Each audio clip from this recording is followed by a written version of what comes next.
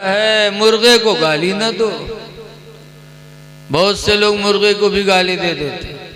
जहाँ सुबह कुकरू को करे लगे कहीं सार सोए नहीं दी काट के सारे खाई लिए।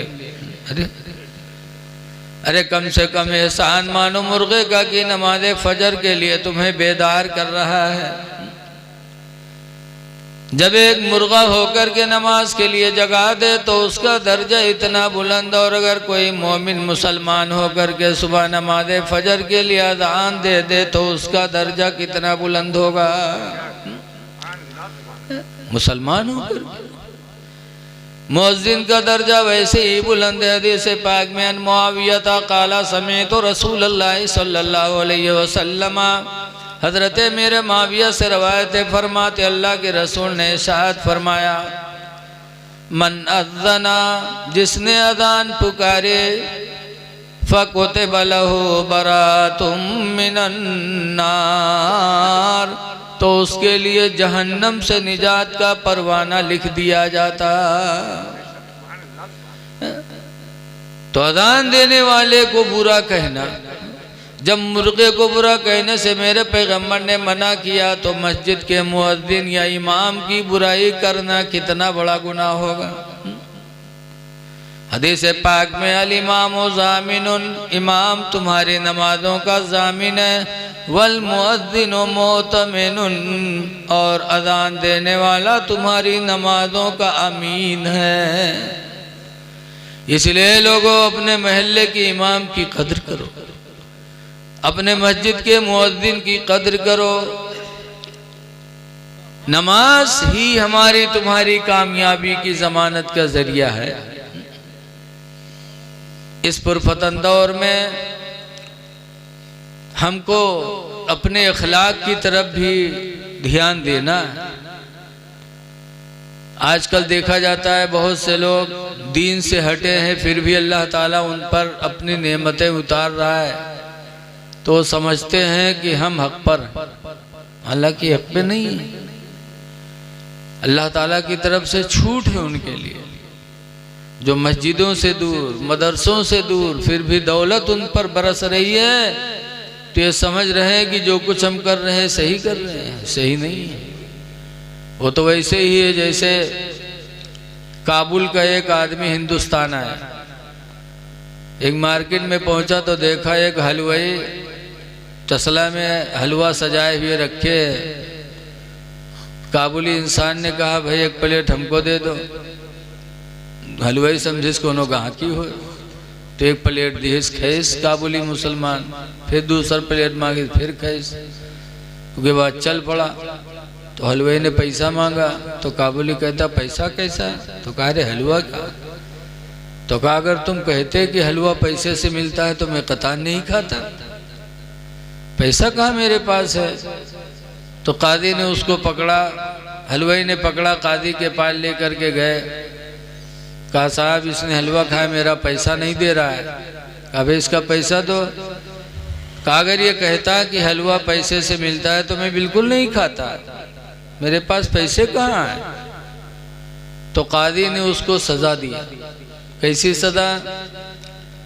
उस काबुली इंसान को गधे पर बिठाला और शहर के बच्चों को जमा किया, उनके हाथ में तबला दिया और कहा है ऐसे तबला बजाते हुए पूरे शहर में इसको घुमाओ। उस जमाने में यही सजा थी। गधे पर बिठा करके पूरे शहर में बच्चों ने घुमाया, फिर छोड़ दिया। वो काबुली हिंदुस्तान से अपने काबुल गया अफगानिस्तान, वहाँ की ज़बान फारसी की। तो जब वहाँ पहुँचा तो लोगों ने पूछा कि यार ये हिंदुस्तान गया, चलो पूछा जाए हिंदुस्तान कैसा लगा।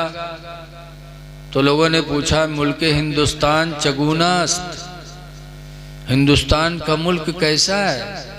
तो काबुली बड़ी खुशी में बताए, कहे मुल्क हिंदुस्तान बिस्यार खूब हस्त, हिंदुस्तान का मुल्क बहुत अच्छा, हलवा खुर्दन मुफ्त است, वहाँ हलवा मुफ्त में खाने को मिलता है। वह सवारी खर मुफ्त است, और गधे की सवारी भी मुफ्त में मिलती है। वह फौज तिफला मुफ्त است, और बच्चों की भीड़ भी मुफ्त में मिलती है। वह नीज ढम ढम मुफ्त است, और वहाँ ढम ढम भी मुफ्त में मिलता है। दी गई थी उसको सजा और वो समझिस कि हिंदुस्तानी हमारा जुलूस निकालना। यही हाल आज के उन लोगों का है जो दीन इस्लाम से दूर होकर के आज दुनिया की रंगीनियां उनको नसीब हैं, वो समझते हैं जो कुछ हम कर रहे हैं सही है। ऐ लोगों, ऐसा न करो, चंद दिन की जिंदगी है, मौत आनी ही आनी है, इसलिए जो भी लम्हात मिल जाएं उसको अल्लाह का शुक्र अदा करो, नमाजों की पाबंदियां कर लो। साहबे किराम की जिंदगी देखो, हजरत उमर रदियल्लाहु ताला अन्हु कहा करते थे, या अल्लाह मेरी जिंदगी की पूरी नेकियां अबू बकर की 2 नेकियों के बराबर हो जाती हैं। अबू बकर की 2 नेकियों के बराबर मेरी जिंदगी की पूरी नेकियां हो जाती हैं। अबू बकर रदियल्लाहु अन्हु की 2 नेकी, एक रात की और एक दिन की। रात वाली कौन नेकी? हजरत अबू बकर की, कि जब मक्का के लोगों ने हुजूर को कत्ल के लिए घेरा तो रात पूरा जमाना दुश्मन था मेरे नबी का, लेकिन उस रात भी हजरत अबू बकर ने हुजूर का साथ दिया, तो रात वाली नेकी हो गई। और दिन, जब हुजूर का विसाल हुआ और हुजूर के विसाल के बाद लोगों ने समझा कि अब इस्लाम मिट जाएगा, तो ज़कात देने से लोग इनकार करने लगे, तो हजरत अबू बकर ने तलवार उठाई और कहा, खुदा की कसम मैं उस वक्त तक लोगों से जिहाद करूंगा जब तक कि जिस रस्सी में ऊंट को बांधते उस रस्सी की भी ज़कात नहीं देंगे तो मैं उनसे जिहाद करूंगा। तलवार लेके निकल पड़े अमीरुल मोमिनीन हजरत अबू बकर। तो हजरत उमर ने कहा था, अमीरुल मोमिनीन अभी अभी हुजूर का विसाल हुआ है, आप तलवार न उठाओ, जिहाद न करो, वरना लोग ईमान से दूर हो जाएंगे, इस्लाम से। ऐसा मत करो, कुछ नरमी बरतो।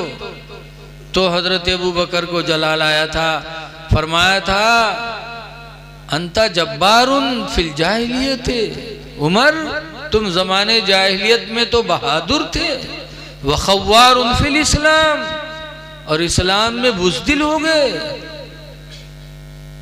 कद इनक़ताल वहियो, उमर वही खत्म हो गई। व तम्मद दीनो, अल्लाह का दीन मुकम्मल हो गया। अयुन कसो, क्या वो दीन कम हो जाए? वाना हय्युन, और मैं जिंदा रहूं? खुदा की कसम ऐसा कभी नहीं होगा। हजरत अबू बकर ने जिहाद किया। जब लोगों ने देखा कि अरे ये तो हुजूर का विसाल हो गया, लेकिन इस्लामी निज़ाम कभी मिटने वाला नहीं है, तो लोग फिर ज़कात देने लगे, और जो मुर्तद हो गए थे फिर इस्लाम को कबूल कर लिया। तो ये दिन वाली नेकी है। हजरत उमर कहा करते थे, या अल्लाह मेरी जिंदगी की पूरी नेकियां अबू बकर की 2 नेकियों के बराबर मान लेते। ये सहाबा थे जो हर वक्त अल्लाह को राज़ी करने के लिए सोचा करते थे। आज हम दुनिया में इस तरह से डूबे हुए हैं कि हमारी शाम गुजरती सुबह गुजरती हमको एहसास नहीं कि जिस खुदा ने हमें पैदा किया उसका शुक्र भी हमें अदा करनी है कि नहीं अदा करनी है। ऐ लोगों, नमाजों की पाबंदी करो और रिज़्क़ हलाल खाने की कोशिश करो। हलाल रोज़ी ये बहुत बड़ी इबादत है, बग़ैर इसके हमारी इबादतें भी कबूल नहीं हो सकती। इसीलिए अल्लाह का हुक्म है, या अय्युहल्लज़ीना आमनू इज़ा क़ुदियतिस सलाह, ऐ ईमान वालो जब नमाज पूरी हो जाए, फंतशिरू फिल अर्द, तो ज़मीन में फैल जाओ, वब्तगू मिन फज़लिल्लाह, और अल्लाह की ज़मीन में फैल करके अल्लाह की दी हुई रोज़ी को तलाश करो। मस्जिद में न पड़े रहो, बल्कि मस्जिद से नमाज पढ़ के निकल लो और इसके हलाल की तलाश करो। हलाल रोज़ी तलाश करने के लिए घर से निकलना, ये भी सहाबा की सुन्नत है। एक सहाबी ससुराल में रहते थे, 2 मंजिला मकान था, नीचे सास ससुर, ऊपर बिटिया दामाद। रोज़ी कमाने के लिए घर से निकलने लगे। जैसे आज हम लोग दिल्ली बम्बई जाते हैं, हमें ऐसे वो भी निकले। जब निकले तो निकलते वक्त उन्होंने अपनी बीवी से कहा, ला तंजली मिनल उलुवे इला सफले, ऐ मेरी बीवी तुम ऊपर से नीचे न उतरना, हत्ता रुजिअ मिन सफरिना, यहाँ तक कि मैं सफर से वापस आ जाऊं। ये कह के चले गए। नीचे उस लड़की के बाप रहते थे। हदीस में फमरदा अबूहा, तो उस लड़की का बाप बीमार हो गया। लड़की नीचे बाप, लड़की ऊपर बाप नीचे, बाप बीमार हो गया। जब लड़की ने सुना कि मेरे अब्बा की तबीयत खराब है और ये भी सोचा कि मेरे शौहर मना करके गए थे कि नीचे न उतरना, तो हदीस में फारसलत इमरातन इला रसूलिल्लाह, तो उस औरत ने, उस लड़की ने एक औरत को हुजूर के पास भेजा कि जाके हुजूर से मसला पूछो कि क्या मैं नीचे बाप को देखने के लिए उतर सकती हूँ, मेरे शौहर ने मना किया था। जब हुजूर से पूछा फ़क़ाल रसूलुल्लाह ला, तो सरकार ने फरमाया नहीं, हत्ता ततिया ज़ौजके, उससे कह दो नहीं नहीं, यहाँ तक कि तू अपने शौहर की फर्मा बरदारी कर, नीचे न उतर। नीचे नहीं उतरी, लिखा है फस्तद्दु मर्ज़ु अबीहा, तो उसके बाप की बीमारी और बढ़ गई। सुम्मा अरसलत इमरातन इला रसूलिल्लाह, फिर उसने एक औरत को हुजूर के पास भेजा कि जाके हुजूर से पूछो कि इसी सूरत में उतर सकती हूँ कि नहीं। फ़क़ाल रसूलुल्लाह ला, तो सरकार ने फरमाया नहीं। हदीस में हत्ता माता अबूहा, यहाँ तक कि उसके बाप का इंतकाल हो गया। लड़की ऊपर है, बाप नीचे, बाप का इंतकाल हो गया। तो हदीस में फसुम्मा अरसलत इमरातन इला रसूलिल्लाह, तो उसने फिर एक औरत को बारगाह नबी में भेजा कि जाके पूछो कि मेरे बाप का इंतकाल हो गया, मैं बाप का चेहरा देखने के लिए नीचे उतर सकती हूँ कि नहीं। जब पूछा तो सरकार ने फरमाया ला, नहीं, नीचे नहीं उतर सकती, तो अपने शौहर की फर्मा बरदारी कर। नीचे नहीं उतरी। लड़की के बाप का जनाजा तैयार हुआ। अल्लाह के रसूल भी जनाजे में तशरीफ़ ले गए।